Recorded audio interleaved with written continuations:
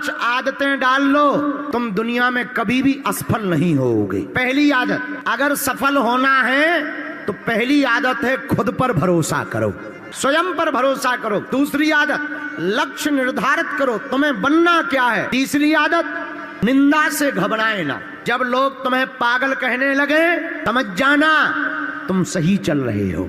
चौथी आदत, टेंशन में नहीं अटेंशन में जियो।